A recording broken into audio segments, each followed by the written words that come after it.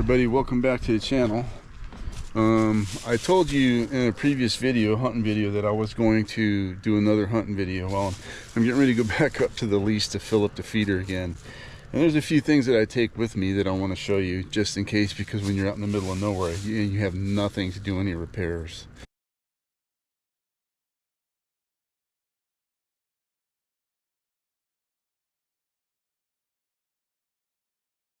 So here's just a few things I bring. Some duct tape, some crimp wire splices and slide-on splices for the actual 6-volt deer battery, the feeder battery. These slide onto the terminals on the battery, and you can crimp wires like this. Some extra wire, red and black, just color-coded. Electrical tape, a couple of extra alligator clips. Alligator clips just in case the ones that are on the battery break or rust off or whatever. A little bit of insulation for the actual wiring to the solar panel. Some extra screws maybe for the solar panel, just in case it comes loose or they break it off. These are the basic essentials that you need. I bring some gloves just in case the wire on the pin, cows stretch it, hogs break it, whatever. So it's always good to have extra gloves so you don't tear your hands up. And the last time I told you that my camera didn't zoom in very good, so I got a digital camera with 16 power zoom, which is probably still not enough, but I'm on a budget right now. So between red fishing and hunting and going to the coast, got to be smart with your money, right? So I'm bringing some tools. I'm going to screw a mount onto the deer blind so I can mount that camera with the GoPro mount, with the clamp mount. I can just clamp it on and then zoom in on the actual target. So we're gonna get on our way. I got to drive an hour to get up there. I got some deer corn back there. 100 pounds should be enough for the rest of the season. We've only got maybe a month left, and I'm only gonna hunt probably 2 more times. So all right, let's get rolling.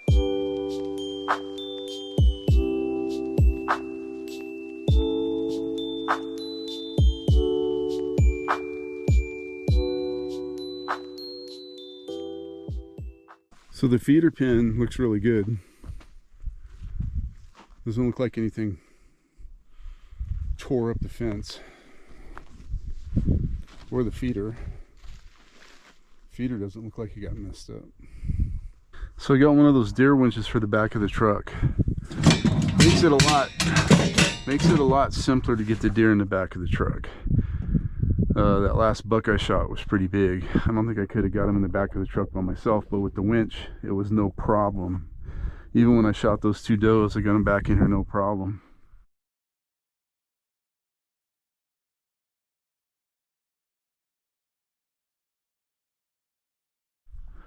All right, let's fill up that feeder. You can see, because of the cold, a lot of the vegetation, all the mesquite are all bare.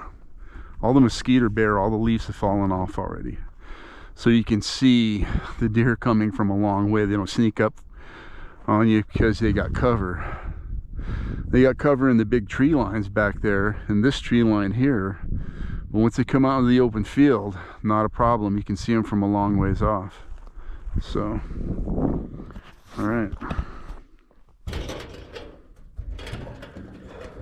Looks like the feeder's pretty empty.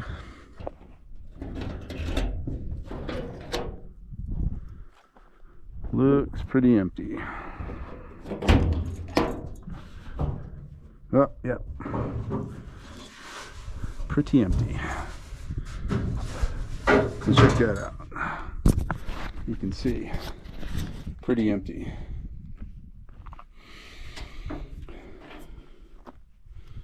All right.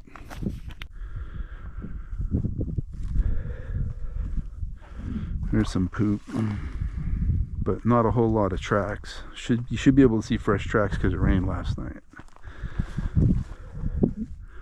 There's a whole bunch of poop outside the fence, a whole bunch. All right, there's no shortage of deer here. Let's put this corn in this feeder.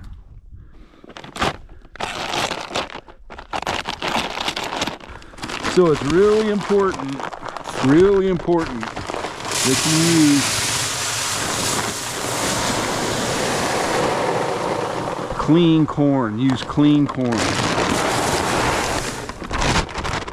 Because if you don't, and that looks like some of that might have been old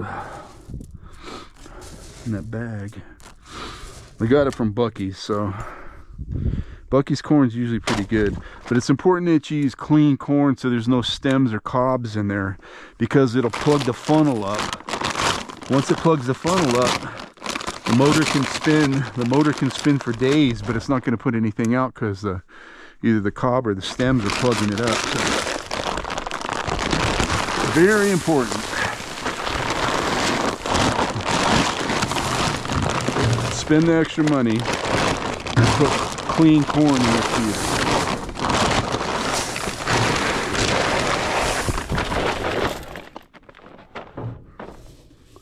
Looks like some of this might have got a little wet. I got it from Buc-ee's, so it was sitting under a ledge, but under a roof. All right. Solar panel looks good. Pretty fortunate to have this pasture because it's so far back on the ranch. It's on the very back end of the ranch that nobody ever comes out here except the rancher, and he don't come out here very often. So very fortunate. All right, hopefully we don't need any of those splices or wires or anything, and the battery's fine and it's charging good. We'll see as soon as we open this door up. Let's check it out.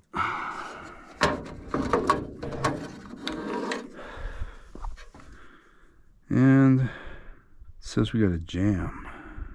Feeder was empty, but everything looks good now. I had to reset the time, unplug it. I had a jam error in it, but I reset it, made sure the funnel was clean, and test spun it and set all the times again, and it's good to go. So let's go put this camera mount in the blind. Got a new camera mount for that digital camera that zooms. We're gonna go put it in the blind. Everything's bare except the evergreens, like the cedar. Look out there at all this mesquite. It's all bare. The cedar is the only thing that has leaves, and the live oaks. That's what's in that tree line right there. There's a few cedars out here scattered. You can see them out there, but makes it a lot easier to see the deer. That's a good thing. That's the one positive thing. Let's make sure ain't no bees in here.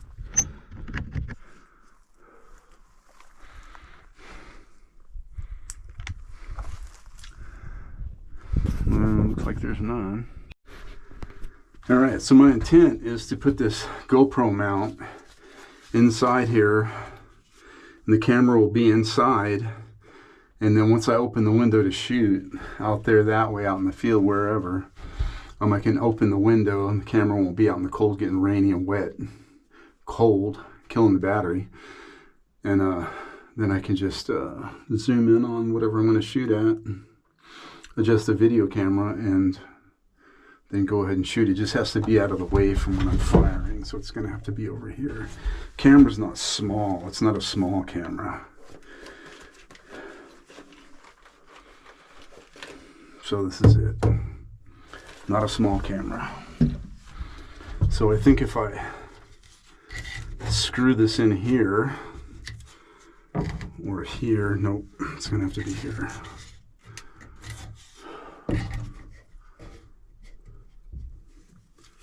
Probably right here.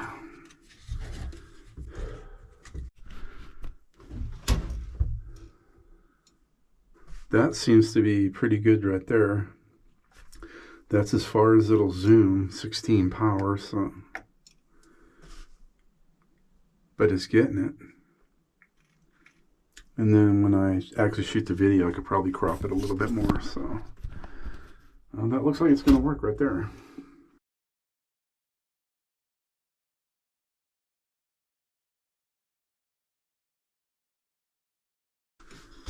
Yeah, that should be fine right there. Okay, we're gonna try it. All right, so we got the feeder filled up, the blinds checked out. We got that new camera mount squared away so I can shoot zoom on the next time I hunt with the GoPro mount. So I think we're done. One thing I was gonna tell you guys is out here where there's a lot of like this grass, high grass, knee-high grass, ankle-high grass, all the chiggers, there's a bunch of chiggers out here. So if you got a problem with chiggers, you can spray down. All of old veteran hunters, you guys know this already, but you can spray down with off some kind of bug spray, and it'll keep them off of you. As soon as you get home, you want to wash your clothes, throw them in the washer, because they're still going to be on your clothes. It may not have killed them all or kept them all off you, and some of them might have got on your skin. So old trick is to get that hand sanitizer, the one that's got a lot of alcohol in it, and just rub down with it in all the areas you think you might have been exposed to chiggers, like around your waist, your wrists, your ankles, your thighs. Rub down with that hand sanitizer, a whole bunch of it, and then just jump in the shower, because the alcohol in that'll make them jump off of you. And then you jump in the shower and it'll just wash them right off. So that helps a lot. So you don't have to do the fingernail polish thing, right? Coming into January, it's going to get cold, so I'm going to be using that little heater buddy. Just got to make sure you got ventilation. I'll leave a couple of windows open for carbon monoxide poisoning, that kind of thing. But it'll get pretty cold up here, so. All right, that's about it. I'm going to shut it down. Head home.